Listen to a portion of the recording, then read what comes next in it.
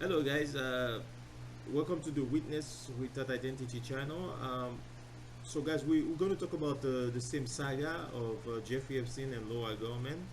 Um, in this saga, Mrs. Goldman talked about what she knew about Ghislaine Maxwell, that she's trying to portray Ghislaine Maxwell as the victim. But many people are not buying it, including Piers Morgan, including me. I don't think she's a victim, but she has to do a job to protect Ghislaine Maxwell. And maybe there's money under the table for her. Who knows? And actually, I think she said that. She said that in another video. I might have it for you later on or whatever, maybe.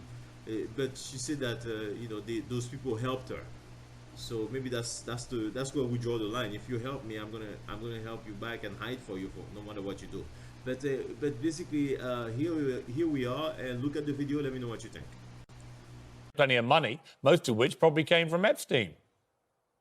Okay, I think you'll find in the end that she doesn't have as much money as has been reported even in that indictment. Well, the police say they found bank accounts, numerous bank accounts, which have over $20 million sitting there. Yes, but I think you're going to find most of that money's not hers. Whose money is that? Well, that's for the courts to say. Well, why do you think it's not hers? Because she's told me it's not hers. Okay. Do you believe everything Ghislaine tells you? Do you think she may have been pulling the wool over your eyes? No, I don't believe. Listen, I have a degree from the Wharton School, and so I understand bank accounts and business. I don't know what they were doing, but she said that Jeffrey was in control of most of that money. Laura Goldman, why do you describe Ghislaine as a victim of Jeffrey Epstein? Have you read the charges? I mean, she's charged with conspiracy to entice minors to travel to engage in illegal sex acts, enticing a minor to travel to engage in illegal sex acts, conspiracy to transport minors with intent to engage in criminal sexual activity, transporting a minor with intent to engage in criminal sexual activity, and 2 counts of perjury. What about that suggests that Ghislaine Maxwell is the victim? Okay. She's a victim of Jeffrey Epstein, okay? He would not let her leave. She tried many, many times. In what way would he not let her leave? Okay, because there were things that he had on her that if she had left in an angry way would have destroyed her life earlier. Now, obviously her life is destroyed now, but Jeffrey Epstein, look, Leslie Wexner's afraid of him. Glenn Dubin is afraid of him. Jeffrey never let Eva Dubin go. Alan Dershowitz is semi-afraid of him, even though he claims, that he worships Jeffrey. Jeffrey is a very threatening guy. Graydon Carter was afraid of him.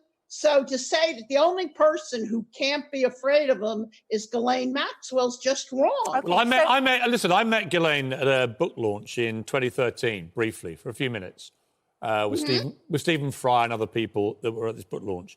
I don't think I've ever met a more confident person in my life, or a more sort of social gadfly, flitting around the party, knew everybody, super confident, strong. You could tell all those things. The idea that she was somehow the victim here, I've got to be honest with you, I find laughable. I mean, she was part of his world for decades. And the idea that you're trying to portray her as a victim, when actually the victims are these poor underage girls that were terrorised for decades by Jeffrey Epstein, I think many people will find quite repulsive. Okay, and I understand that. And believe me, every one of them has hit me on Twitter. And I'm first of all, the main victims are the victims of Jeffrey Epstein, the young girls, or even the older girls. Okay, there's no such thing as a child prostitute. Underage girls should not have been massaging people. I totally agree with that. But to say that that Jeffrey did not have a hold on Ghislaine is wrong. And I understand many people tell me how confident she appeared. She wasn't. Okay, she had very little self-confidence in reality. Jeffrey could reduce her to tears instantaneously. Laura Goldman, Jeffrey died last year. Why didn't Ghislaine, if she was so afraid of him and in his thrall, the minute that he died, she was released from that. Why wouldn't she then go to the FBI and say, you know what? I was equally also under his power. I was a victim of Jeffrey Epstein, and I will tell you everything you need to know. Why did it take a year? And why did she go into hiding if she could have helped? From what she's told me and what her defense of that is that she did what her lawyers told her to do. Okay. And I'm not a lawyer, so I can't, parse it for you. But they felt that going in, because of the circus atmosphere of the case and the feeding frenzy, it's sort of like the Salem witch trials 2.0. They felt that she couldn't go into the FBI and have a somewhat civil conversation. Well, what she did instead was she spent millions of dollars in cash to buy a very large remote property, which she was then able to hide in considerable luxury and carry on leading her life. This is while justice was being fought for these poor young girls who'd been abused and, as the prosecution now says, groomed by Ghislaine Maxwell for many, many years. That doesn't seem quite the way you're painting it. It looks to me like somebody who's used to having a rich and privileged life, wanting to continue doing it and thwarting justice for these young girls who were abused. So then why didn't she flee the country? I mean, you're on one hand, I think you're going to find that house isn't exactly hers either. I think you're going to find out a lot of things. When you say it wasn't hers, I mean, Jeffrey Epstein couldn't have bought it. He was dead. I know, but it's not hers. Well, whose is it? I can't say because I'm not implicating other people. Do you believe everything Ghislaine Maxwell tells you, or do you think she's just pulling the wool over your eyes? Okay, so as you can see, the video is pretty well and very interesting. And Laura Goldman is not giving up on backing up Ghislaine Maxwell. They ask her many questions about Ghislaine Maxwell has had a lot of money in many different accounts, and she's definitely a flight risk. But Laura Goldman saying that money is not for Ghislaine Maxwell. And Piers Morgan asks, so whose money it is? And Laura Goldman cannot answer. That makes the story more weird. I don't know what you guys think about those people, Jeffrey Epstein, Ghislaine Maxwell.